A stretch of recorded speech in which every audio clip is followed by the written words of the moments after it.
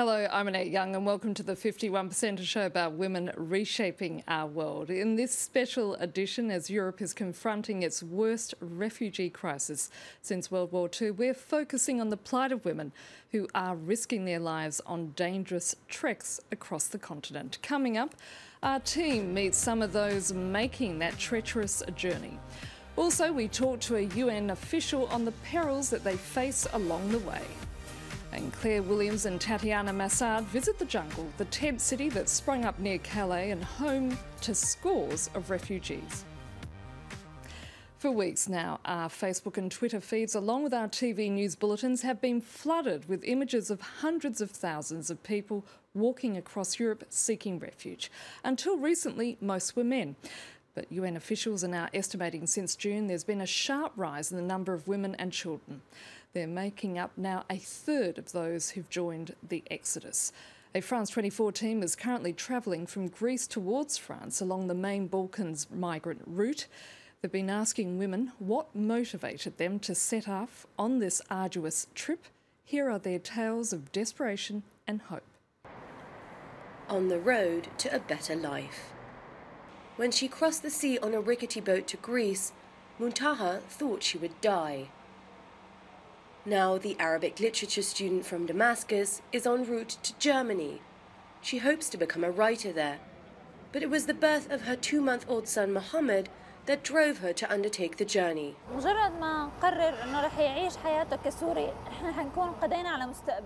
If we had decided to stay in Syria, we would have condemned his future.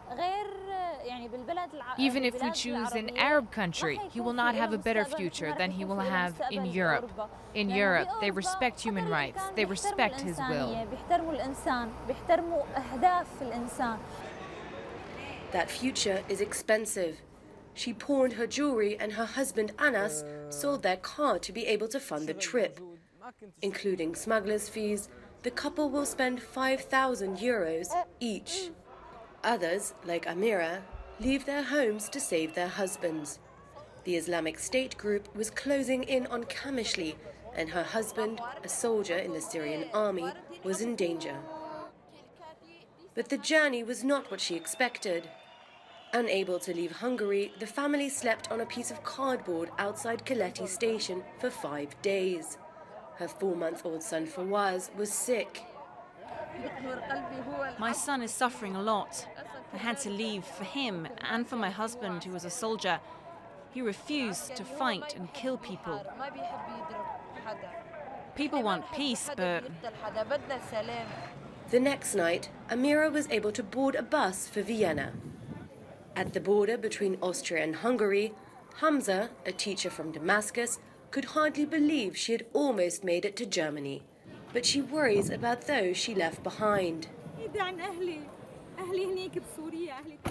I'm far away from my family. They're in Syria, in a war, a country in crisis with many problems, under dictatorship. It's very hard for me to leave them, especially because I'm the only daughter. I had to choose between my parents and my children, the future of my children. Her eldest daughter, Hala, wants to study psychology. Hamza herself hopes to teach again. On Sunday, they reached Hamburg, one step closer to those dreams coming true. And joining me now is Celine Schmidt, a spokeswoman for the United Nations High Commission for Refugees. Celine, thanks for being with us. In recent months, we've seen a massive spike in the number of women and children joining this exodus. Why is that the case?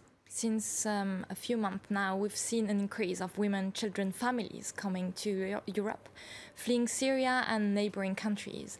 One of the reasons for that is that families don't have the means anymore to survive, to live in neighboring countries, in Lebanon, Jordan or Turkey.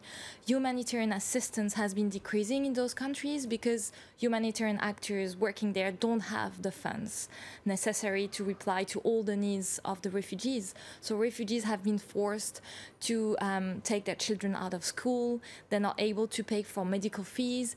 Even food assistance assistance had to be decreased because actors don't have the money to pay for it. Tell me about some of the additional risks that women and children face as they make this journey.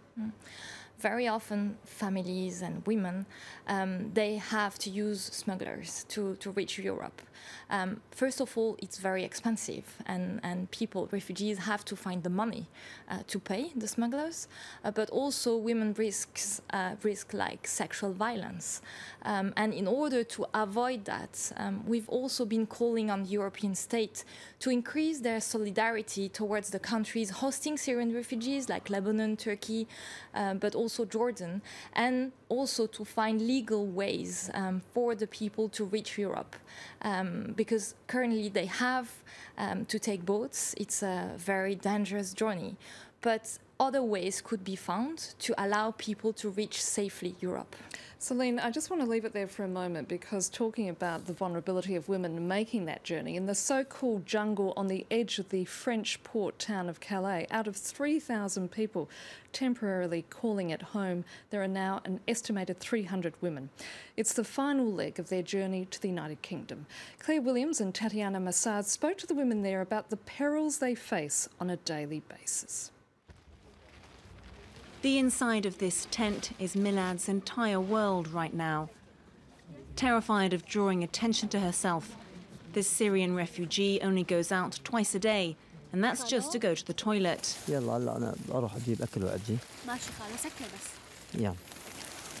Milad and her uncle Yasser are from Aleppo. They arrived at the camp 2 days ago, and Yasser is doing all he can to keep his niece safe. She can't come with me. Some Syrian guys are looking out for her. Milad wanted to continue studying law, and so decided to make her way to London. Her family wouldn't let her travel alone. Yasser agreed to accompany her. They take it in turns to sleep because they're scared someone will attack them. I sleep and eat here, and I'm surrounded by men. The people living next to us are Syrian, but we don't know the people living in the rest of the camp. They're from other countries, they speak different languages and have different cultures. We don't know anything about them, so we're scared and have to be on our guard. Only 10% of the camp's population is female. Milad has applied for a bed at a women's only refuge next to the jungle.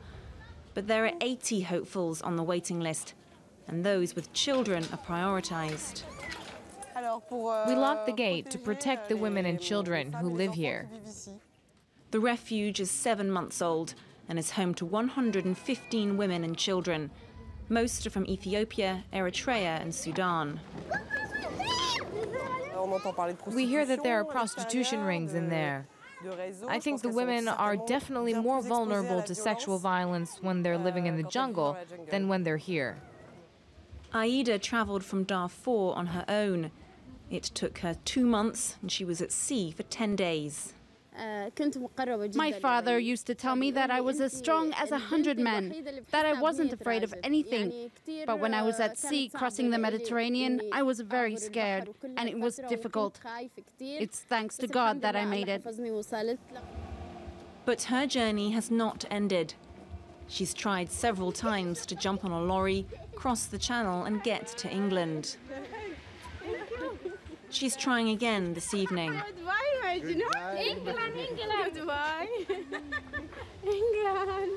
We found out Aida didn't make it, but she says she'll keep trying until she does.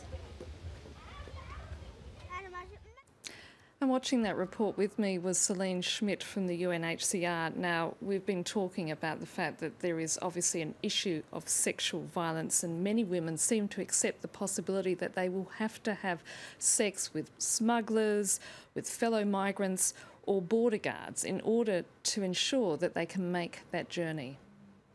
Yeah, sexual violence is a risk for women, and therefore it's very important to put in place measures to prevent sexual violence. So as I said before, one thing that can be done is to increase the number of legal ways, legal means for refugees to reach Europe, which are, for example, visas, but also resettlement from countries neighboring Syria, up to Europe, but also scholarships for students. So that's one thing. But also women have to be protected. So for example, some of the women in Calais are living in a center. But unfortunately, others don't have space in that center and are obliged to live outside. It's very important that, you know, all the women are protected. And Celine, the threat of forced marriage or female genital mutilation or facing sexual violence as a result of being in a war zone, these have now been recognised by the UNHCR as falling within the scope of the Refugee Convention. In other words, that women can claim asylum-seeking status as a result of these conditions, but not a lot of women actually know about that, do they? One thing which is also very important is, in fact, yes, information sharing. And we are working with an NGO there in Calais to inform the people who are there, not only women, but all of them, about their capacity, their possibility to ask for asylum in France.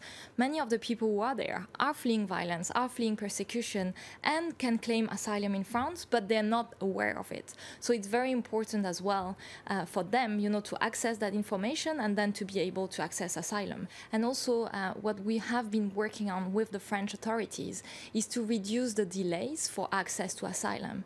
Up to now, it could take a few months for people to be able to claim asylum. The procedures have already been reduced, the delays have been reduced. More still has to be done because it's very important that people are able to claim asylum and to have access to the procedure in shorter delays. Celine Schmidt, I'm afraid we're going to have to leave it there. Thank you so much. And that's it for now. And if you'd like to comment on what you've just seen, you can head to our Facebook page. That's France 24, full stop, the 51%, or do send us a tweet at _51%. Thanks for your feedback so far. And please do keep those comments coming in. Until our next program, bye for now.